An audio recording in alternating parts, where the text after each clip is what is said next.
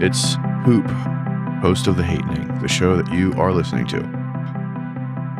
Today I want to talk about something, and it'll be pretty short, and it's something that is very near and dear to my heart, and that is safe drug use. As everyone knows, I recreationally do drugs, and I had a point in time where I was addicted to heroin, I was addicted to opiates, and things were not good. I lost multiple friends during the opioid crisis, the opioid epidemic. I have lost a lot of friends socially because of drugs, either because they don't want to talk to me anymore or because they never got clean and I don't want to talk to them anymore. It sucks, but it is the way it is. We lived through a pretty shitty time with drug stuff, and it happened, and I don't blame anyone for what they did or do as long as they are trying to get over it and make themselves better. But if you are someone who isn't, can't, or won't, that relationship changes, and that's a case-by-case basis. Unfortunately, I have had to cut people out because we just can't hang out, because if we hang out, all they want to do is talk about getting drugs, or they are on drugs, and I can't really be around someone who's on drugs because then I want to do drugs. And then I'll fucking overdose again and die, and I don't feel like overdosing for a third time. I feel like I don't have any luck left. Been very fortunate, but I wanted to just kind of talk about like safe drug use, because people do drugs and people will do drugs, and there are ways to do drugs safely. I'm not talking about safe drug use as in like institutionalized, like government run, like safe injection sites, although I wish that was the reality of the situation here in this country. It is not. There is no point in really getting into that. That's a different topic. That's probably a different show. There are places that have institutions where you can go and do drugs, and they guarantee safe ways to ingest them and clean drugs to use, and those programs are tied with ways to safely get off of those drugs. You know what I'm saying? Now, what I'm more talking about is like if you go out with your buddies a night at the bar and someone buys a bag of fucking coke, get a fucking fentanyl test strip, which are readily available online and at pharmacies, because there's fentanyl in everything and it will fucking kill you. That's more of what I'm talking about. Like, if you're going to do drugs, like, make sure you're doing it in a safe environment with safe people and people know where you are and what you're doing, because even if it's not an instance where you like get a bad batch and fucking fall out, like, you don't want to, like in the previous episode, like a couple episodes back, like you don't want to trip with people who are going to like give you a bad trip and then something bad could happen to you as a result of that because you're tripping. You know what I'm saying? Like if you are going to like, take a bunch of Xanax and watch a movie and hang out, like fucking tell someone. If you are out at a club and you end up doing Molly, even if you're not doing it with other people, fucking tell someone you're with, like, hey, just so you know, I'm gonna be fucking rolling. So if I start acting weird, like, don't take it personally. Also, if I start acting weird and other people are like doing whatever, like, get me out of that bad situation. Like, there's a lot of like community policing that is involved with drug use, and a lot of times when people get into bad situations, it is because they feel isolated and don't reach out to people, and then it can either be taken advantage of or just a thing can happen that happens when you're on drugs, but since you're alone, it goes really bad really quickly. There's obviously like common sense things like don't go fucking swimming if you're on fucking downers, don't drink and drive, all that kind of shit. But really it's like,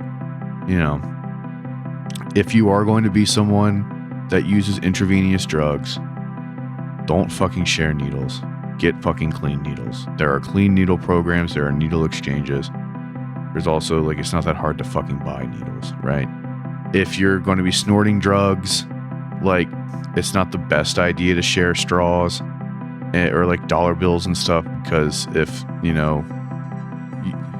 it's not as common, but, like, you can still, like, get communicable diseases through, like, sharing a straw if there's, like, sores or open wounds and stuff and blood and all that kind of shit, you know what I'm saying? Like, obviously, like, if you're tripping, like, make sure that, like, you're in an environment where like someone is watching you or someone can take care of you, so you don't just like wander off or try and cook or do like, there's a lot of that kind of stuff, and it's very easy, like preventable things, even if it's just like, hey, I'm gonna go do this, can you like check up on me in a couple hours? And like I have friends who do that, and I do that with like I have been on both ends of that, and it really isn't that big of a deal, you know what I'm saying? Just to be like, hey, I'm going out, like I'm gonna go trip and like walk around the woods, like I'm going to this park. If you don't hear from me by like, can you like give me a call? You know what I'm saying? And that's fine. Like there's nothing wrong with that kind of stuff. But just be safe. Just be safe and be prepared and think ahead and all that kind of stuff. Because like the last thing you want for your family and your friends and for you is for something really bad to happen that could have been easily avoided. You know what I'm saying? Like if you get fucked up and you fall down the steps, like, and no one's there, no one knows what you're doing or where you are. It's bad. But, it doesn't have to be if you're not alone. But yeah, just like if you're doing a powder, get a fucking fentanyl test strip. That's really the big one. It's just like test your drugs, because it's very difficult out here. It's very bad out here.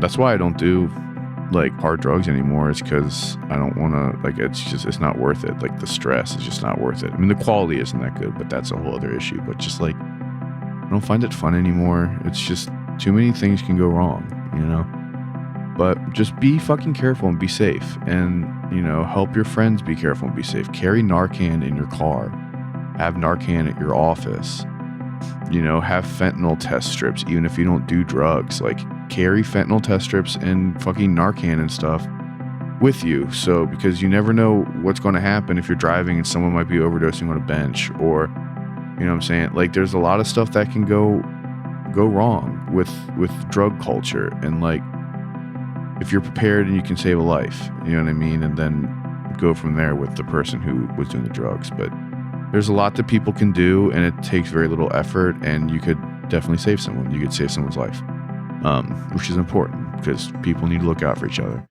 But yeah, that's the episode. Thank you so much for listening. Arrington and I really appreciate it. Tell your friends, give us a good review, all that kind of stuff. But yeah, as always, take care of yourself and the people around you, and don't forget to tell your friends you love them.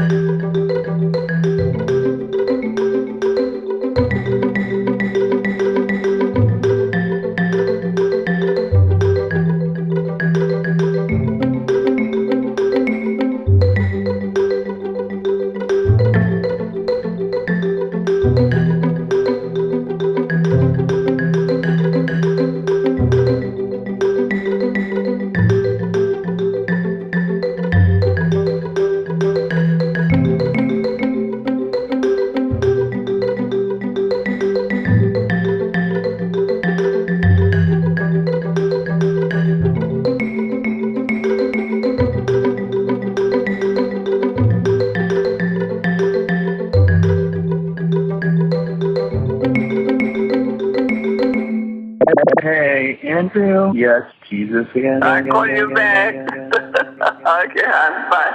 Andrew, please! Delete that!